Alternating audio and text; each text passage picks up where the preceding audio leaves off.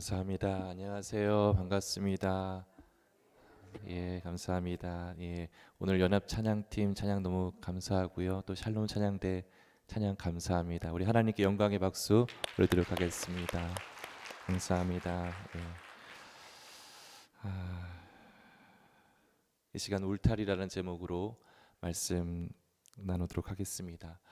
레미 제라버를 쓴 프랑스 작가 빅토르 위고는 이 욥기를 가리켜 인류가 쓴 문학 작품 중에 가장 위대한 작품이라고 극찬했습니다. 또한 빅토리아 시대의 수필가였던 토마스 칼라일도 욥기를 가리켜 펜으로 쓴 가장 위대한 책이라고 칭찬하였습니다. 이렇게 극찬한 이유 가운데 하나는 세상에 책은 참 많지만 고난의 문제를 이렇게 심도 있게 다룬 책은 세상 어느 곳에도 없기 때문입니다. 욥기는 흔히 죄 없는 사람이 이 세상에서 왜 고난을 받는가 하는 문제와 관련하여 의인의 고통을 문제 삼고 있는 책으로 잘 알려져 있습니다. 그러나 여러분, 욥기의 첫 두 장, 1장과 2장에 나오는 하나님과 사탄의 대화를 주의 깊게 들여다보면 의인이 당하는 고난이 욥기의 초점이 아니라 다른 것이 욥기의 초점이라는 것을 엿볼 수 있습니다. 그럼 무엇이 욥기의 초점인가? 그것은 오늘 사탄의 말에서 보듯이 아무런 보상도 바라지 않는 하나님 경외가 과연 가능한가 하는 이 질문이 욥기 전체를 꿰뚫는 주제이자 질문이기도 하는 것입니다. 그것을 시험해 보기 위한 필요에서 설정된 것이 바로 욥의 고난입니다. 욥기가 우리와 같은 그리스도인들에게 던지는 도전이 있습니다. 그것은 욥이 아무것도 바라는 것 없이 하나님을 경외하겠습니까? 까닭 없이 하나님을 경외하겠습니까? 라는 사탄이 제기한 이 질문에 우리도 대답해야 한다는 것입니다. 사탄은 하나님 경외라는 그 배후에 자리 잡고 있는 신앙인들의 그 종교적 탐욕을 하나님께 고발하고 있는 것입니다. 여러분 어떠신지요? 사탄이 하나님께 문제 제기한 이 질문, 지금까지 아무런 보상도 바라지 않는 하나님 경외가 과연 가능한가? 라는 이 질문에 저와 여러분은 어떻게 대답할 수 있으신지요? 바라기는 오늘 이 말씀을 우리가 함께 나눌 때에 우리의 말과 삶으로 하나님 앞에서 정말 하나님께서 기뻐하시는 이 질문에 답을 할 수 있는 저와 여러분 될 수 있기를 주님의 이름으로 축복합니다. 그럼 이제 오늘 이 시간부터는 욥기를 말씀을 갖고 함께 살펴볼 것인데요. 성경책 다 가지고 오셨죠? 예, 좋습니다. 그럼 우리 말씀 욥기 1장 1절 말씀, 욥기 1장 1절 말씀 함께 같이 한 목소리로 읽어보도록 하겠습니다. 우스 땅에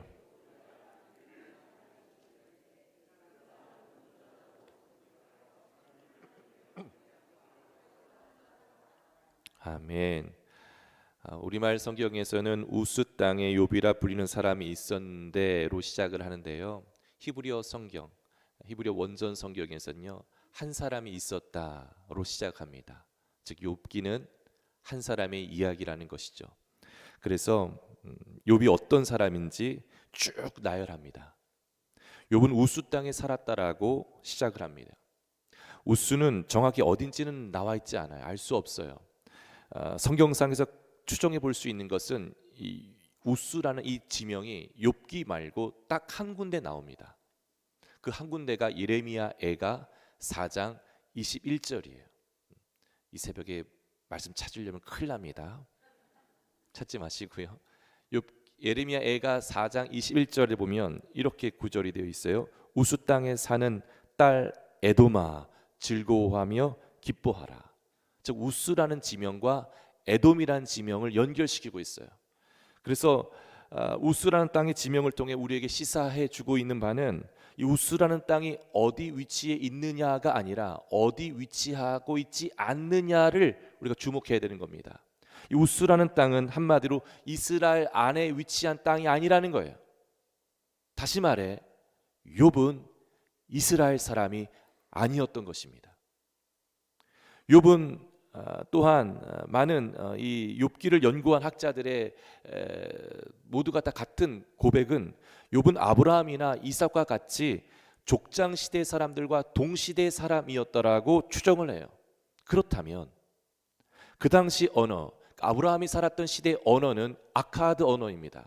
이 아카드 언어로 욥이라는 이름의 뜻은 하늘 아버지 어디 계시나이까 라는 뜻이에요. 놀랍습니다. 욥의 존재 자체가 질문이에요. 숨어 계신 하나님을 애타게 찾는 외침인 셈이죠. 어떻게 보면 이 시대에 살아가는 우리들이 바로 욥인 거예요. 하늘 아버지 어디 계십니까? 내 일터에, 내 자녀를 키우는 삶의 문제 속에, 내 관계 속에, 나의 신앙의 문제 속에 하늘 아버지 어디 계십니까? 이 질문이 욥이라는 이름 속에 담겨져 있는 뜻이고, 이 시대 살아가는 우리 모두가 던지는, 하나님 앞에 던지는 질문이기도 한 것이죠. 욥기 1장 1절부터 5절까지는 욥에 대한 소개, 그 자녀들의 생일 잔치와 매번 생일 잔치가 끝날 때마다 욥이 이른 새벽에 하나님께 바치는 번제가 소개되고 있습니다. 그만큼 욥은 하나님을 의식하면서 항상 살았노라고 강조하고 있어요. 여기까지가 무대 배경은 지상입니다. 근데 갑자기 욥의 이 무대 배경이 지상에서 천상으로 옮겨져요. 볼까요? 1장 6절 말씀입니다. 1장 6절 말씀 함께 같이 읽어보겠습니다. 하루는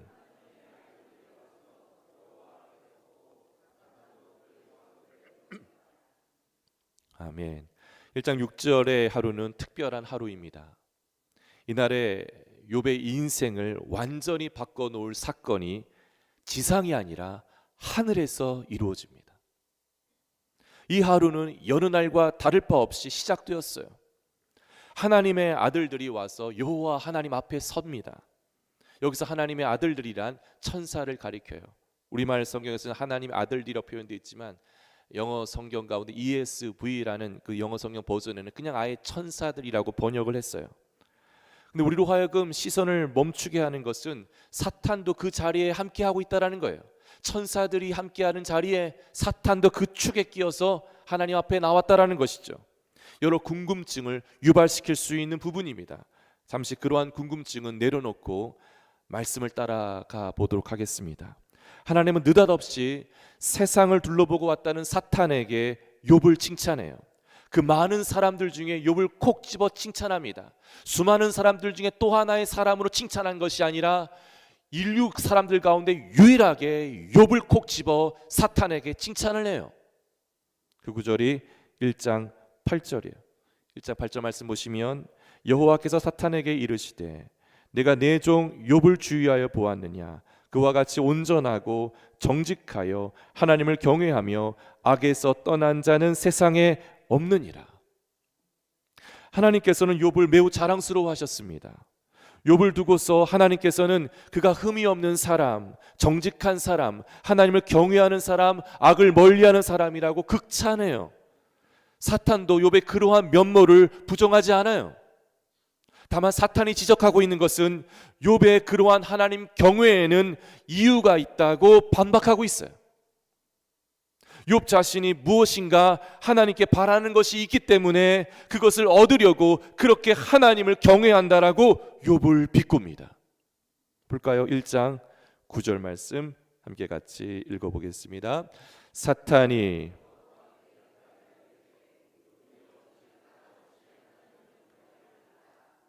아멘.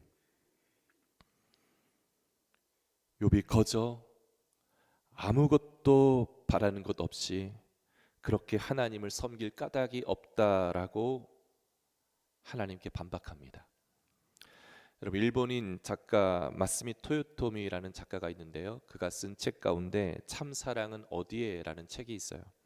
그 책에 보면 사랑을 세 가지로 표현했습니다. 첫 번째 사랑은 만약의 사랑이에요. 만약 당신이 나에게 이런 걸 해준다면 그럼 내가 당신을 사랑할지 말지 생각해 볼게요. 굉장히 이기적인 사랑, 그 첫 번째 사랑, 만약의 사랑이라고 있다고 이야기합니다. 두 번째 사랑은 때문에 사랑이라고 이야기해요. 그 사람의 어떤 됨됨이나 행동 때문에 사랑하고 사랑받는다는 조건적 사랑이 이야기합니다. 세 번째 사랑은 그럼에도 불구하고의 사랑을 말해요. 상대가 내게 무엇을 했든 그가 어떤 모습이든 그럼에도 불구하고 사랑하는 것, 사랑하기를 포기하지 않는 것, 그 사랑이 바로 그럼에도 불구하고의 사랑이라는 것이죠. 여러분, 하나님을 어떤 사랑으로 사랑하고 계신지요? 하나님이 욥을 바라볼 때 욥은 이 세 가지 중에 세 번째 사랑이었던 거예요. 그럼에도 불구하고 욥은 나를 사랑하고 있다. 그래서 욥을 사탄 앞에서 칭찬했던 것이죠. 그러나 사탄은 그러한 하나님의 판단이 잘못된 판단이라고 제동을 걸고 있는 거예요. 지금 욥이 하나님을 향한 사랑은 두 번째 때문에 사랑이라는 거예요. 욥은 그럼에도 불구하고의 사랑이 아니라 때문의 사랑으로 하나님을 경외하고 사랑한다라는 것이죠. 하나님이 이것저것 다 해주니까, 이것저것 다 챙겨주니까 욥이 하나님을 경외하는 것이지, 이것저것 하나님 아닐 다 거두신다면 욥은 하나님 분명 하나님을 저주할 겁니다 라는 이야기를 하는 거예요. 볼까요? 10절 말씀 함께 같이 읽어보겠습니다. 주께서 그와 그의 집과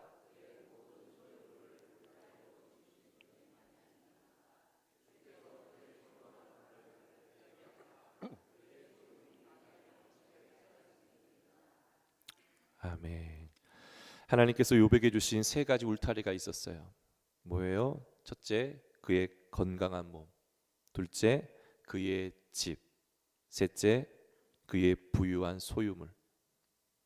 이 세 가지라는 울타리를 쳐주셨기 때문에 하나님을 경외하는 것이지, 만일 그 울타리를 모두 허문다면 욥은 분명히 하나님을 향하여 저주할 것입니다 라고 욥을 고발합니다. 그러면서 어떻게 제안을 해요? 11절 말씀 보시면 이제 주의 손을 펴서 그의 모든 소유물을 치소서.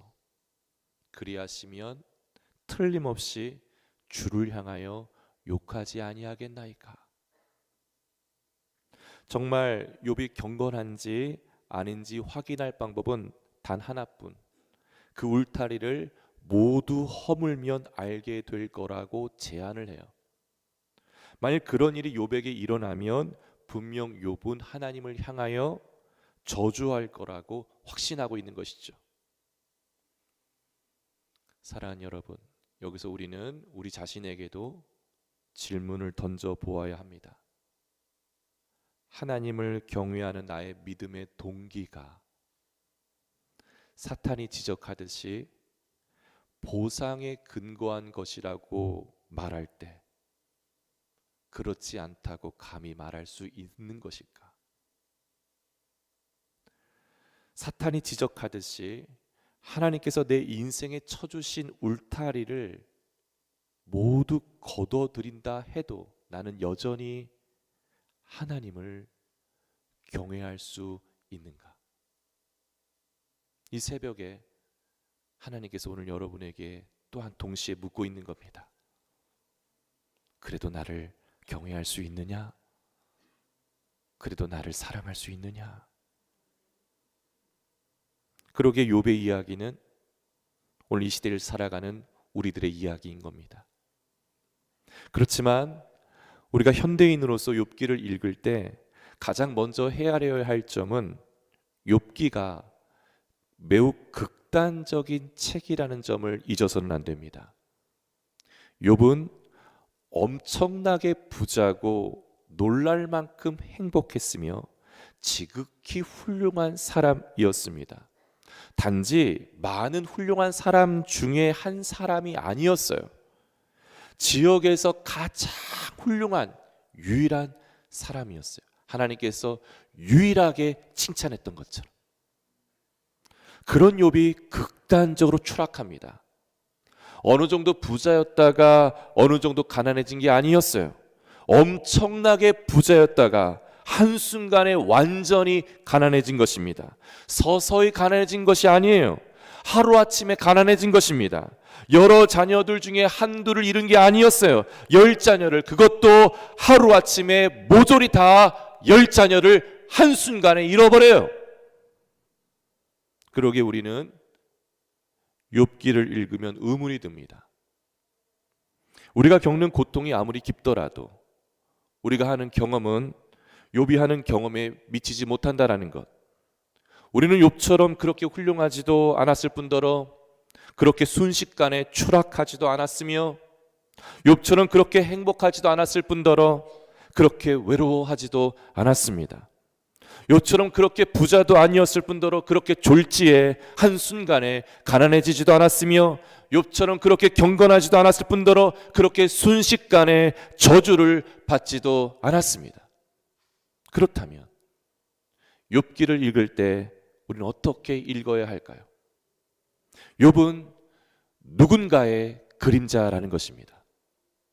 흠도 없고 죄도 없으며 지역뿐 아니라 인류 역사에서 가장 크신 분의 그림자입니다. 인간보다 크신 분이지만 자기의 모든 영광을 다 버리고 육신이 되어 십자가에서 벌거벗긴 채 모욕적이고 수치스러운 죽음을 맞이하신 분의 그림자예요. 아버지와 나누는 영원한 친밀한 교제를 뒤로하고 십자가에서 철저히 혼자가 되신 분의 그림자인 것입니다. 그분이 바로 누구예요? 우리 주 예수 그리스도이십니다. 그러므로 우리가 욥기를 읽을 때 먼저 예수님의 더 위대한 이야기를 묵상해야 합니다. 예수님은 우리를 위해 욥의 길을 걸었고 우리를 위해 욥이 당한 고난의 깊이를 헤아리셨으며 우리를 위해 욥이 당한 모욕과 정죄를 받으셨어요. 그러나 여러분, 욥은 사탄에 의해 참소되었지만 예수 그리스도는 사탄을 참패시키셨어요. 더 이상 사탄이 하나님 앞에서 우리를 참소 못하게 하시려고 사탄을 완전히 참패시키셨어요. 무엇으로 그렇게 하셨을까요? 힘을 갖고 계셨던 그분이, 능력을 가지고 계셨던 그분이 힘이 아닌, 능력이 아닌 십자가의 지혜로 그 위대한 일을 이루신 것입니다. 우리를 위해 이것이 놀라운 십자가의 능력이요 지혜인 것입니다. 힘이 있었던 그분의 힘으로 사탄을 제압할 수 있었음에도 힘으로 사탄을 제압한 것이 아니라 수치와 모욕으로, 비참함으로, 십자가의 죽으심으로, 십자가의 지혜로 사탄을 참패시키셨던 것입니다. 그리고 주님은 우리로 하여금 그 길을 따라오라고 말씀하고 있는 거예요. 나를 따르라. 나를 따르라. 로마서 8장 33절 34절에 보면 누가 능히 하나님께서 택하신 자들을 고발하리요. 의롭다 하신 이는 하나님이시니 누가 정죄하리요. 죽으실 뿐만 아니라 다시 살아나신 이는 그리스도 예수시니 그는 하나님 우편에 계신 자요 우리를 위하여 간구하시는 자이시니라.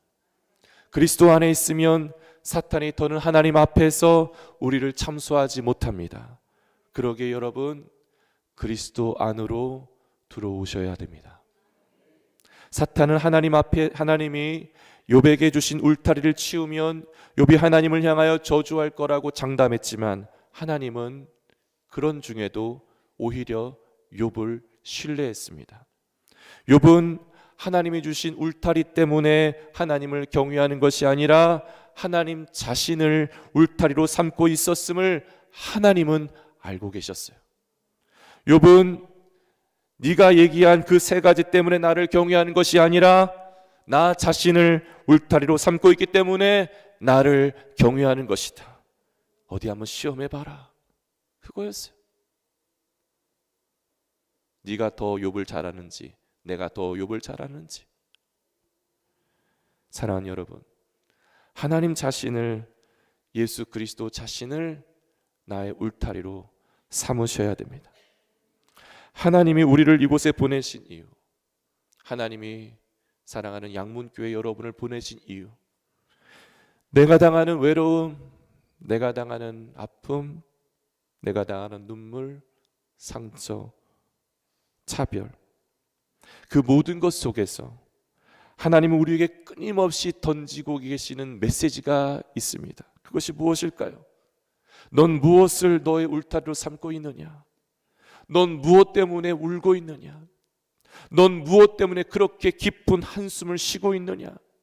너는 무엇을 너의 울타리로 삼고 있기에, 무엇이 무너졌기에 그렇게 나를 원망하고 있느냐? 우리들 가운데 인생의 울타리가 무너진 분이 계십니까? 그래서 가슴 아파하며 하루하루를 보내고 있는 분이 계신지요? 무너진 울타리를 내 힘으로 다시 회복할 수 없기에 외롭게 살아가고 있는 분 계신지요? 오늘 이 시간 이 말씀으로 주님 여러분이 찾아오셨습니다. 주 예수의 울타리 안으로 들어오십시오. 우리의 마음을 어루만져 주시고 우리에게 진정한 자유를 주시고 만족을 주실 이는 예수 그리스도이신 줄 믿습니다. 세상의 것을 다 누린다 한들, 높아진다 한들, 명예를 얻는다 한들, 거기엔 진정한 참된 자유와 만족과 안식이 없습니다.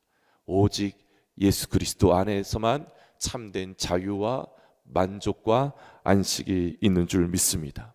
주님은 우리와 똑같이 아파하셨고 배고파하셨고 연약하셨기에 우리를 채울하시는 유일한 하나님 되십니다. 그 주 예수님을 신뢰하고 주 예수 안으로 주님을 우리의 울타리로 삼고 그분 안으로 들어갈 수 있기를 주 예수 이름으로 축복합니다. 그럴 때 우리 주께서 반드시 여러분을 높여주실 것입니다. 책임져 주실 것입니다. 그 말씀을 붙들고 그 은혜를 붙들고 다시 세상 속으로 나아갈 수 있는 저 여러분 될 수 있기를 주 예수 이름으로 축복합니다. 기도하겠습니다.